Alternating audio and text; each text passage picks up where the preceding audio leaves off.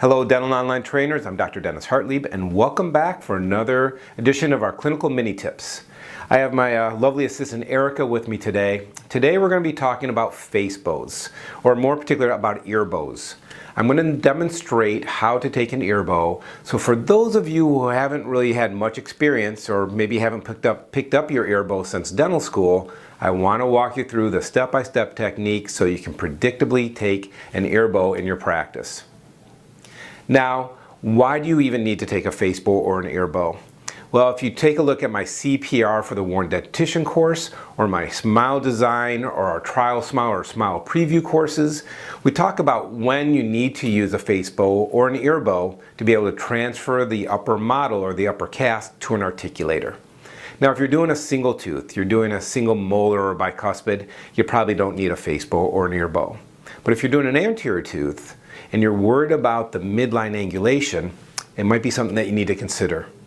And certainly if you're doing more complex dentistry, if you're doing smile cases, if you're doing larger, more comprehensive cases, then I think that you really need to be working your case out on an articulator. On the mounting plate, you can see there's a little lip here on the mounting plate with a little notch in it. This is where the central incisor should be, or the middle of the teeth, and the central incisor should be just behind that plate. So we're going to try it in on Erica, and Erica will have you open. We're going to slide it in, and this is going to slide in, and it's really nice because if the patient's upper teeth are relatively centered in their face, then this will give you a good positioning of the mounting plate. So we just make sure that it's balanced and everything is comfortable.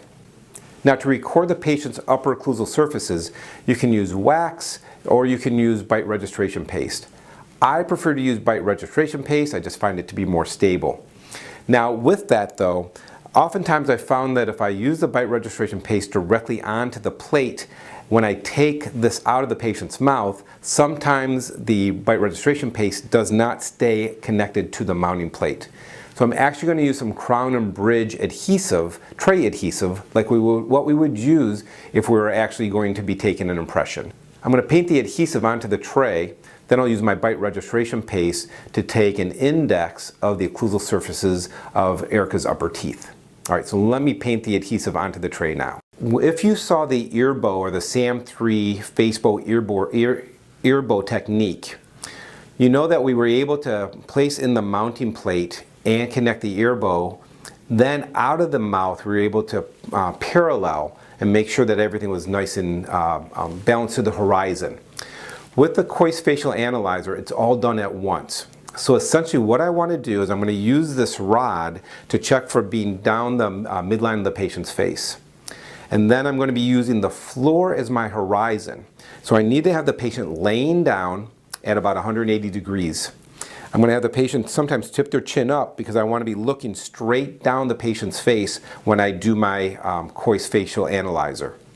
I'm going to practice. I want to make sure that I have it in sort of a good form and I understand exactly how I want this positioned before I go and take the face bow or the Coist Facial Analyzer. Alright, so I'll have Erica open. And again, I have the center of the teeth by the notch. And then I will hold it in place and I'm looking right down the middle of the face and I'm looking to see if the mid bow is down the middle of the patient's face. And then I'm looking to make sure that my fox plane is parallel to the horizon, or in this case sort of perpendicular to the floor. Once I get a feel for that positioning, then I'm ready to go to register that. To register, I'm going to be using my bite registration material. This is Futar D from Kettenbach. I like Futar D a lot. It's a great bite registration material because I like the way it flows and I like the hardness of the material after it hardens. It makes it very easy for me to trim. And it has about a 1-minute set.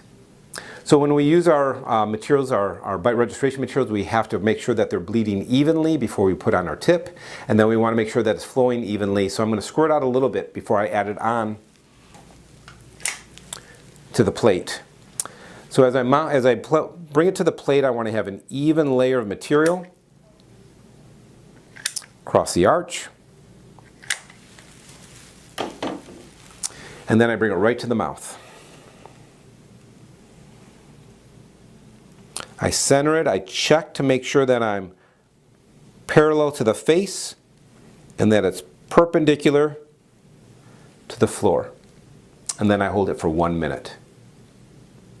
After 1 minute, the material is hardened. I'm going to take 2 cotton rolls. I'm going to ask Erica to bite down gently on the cotton rolls. Great. Now I want to verify that I've actually recorded her upper cast in a registration that's parallel to the horizon. So I'm actually going to seat Erica up and I'm going to bring her to the dental assistant stool and I'm going to verify, and if everything looks good, then I'm going to take a photograph of that. If I did not accurately record the arch parallel to the horizon, I'm going to have to redo the bite and redo the whole Kois facial analyzer. So I'm going to seat her up so I can get a better look. So we've moved Erica to their assistant stool. We want to check and make sure that she's sitting straight. If patients have long hair, I ask them to pull it behind their ears because I want to be able to see as much of their face as possible when I'm evaluating the airbow or the Kois facial analyzer. And I'm looking to see, is the fox plane parallel to the horizon? Now, if someone's eyes are parallel with the horizon, then you can use their eyes as a guide. But oftentimes, patients' eyes may not be symmetrical with or symmetrical to each other or parallel to the horizon. So we need to use the horizon as our guide. So as I take a step back and I look, it looks like it's nice. Sometimes I'll have to tip their chin up or down so I can get a better look. Now what's critical is I'm going to take a photograph, and this is absolutely critical. We need to take a photograph because when we bring the case to the laboratory, if I mount the upper cast and there's a cant to the upper cast, I need to be certain that it's a cant that's actually in the patient's face and that I did not take a bad facebow, or in this case a bad Kois analyzer. So using my 35mm camera,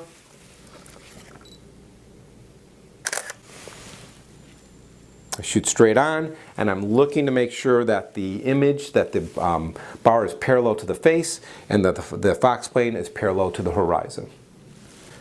When that's good, then we can go ahead and take out the cotton rolls and take out our Kois facial analyzer. And now this is ready to be brought to the laboratory for mounting up the upper cast onto the articulator.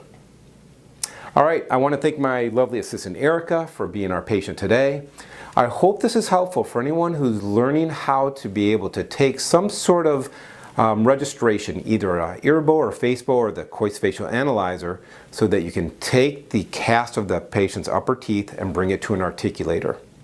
If you're going to be doing complex dentistry, if you're going to be doing cosmetic dentistry, it's something that you really need to be able to learn to do. It's a tool that you need to have for doing these more complex cases. All right, that's it for now. Great visiting with you. See us on other courses. We'll be talking about how then do you take this information that you've taken from the facial analyzer and how do you mount then the cast onto the articulator. Look forward to seeing you at other courses, and thanks for joining us on Dental Online Training.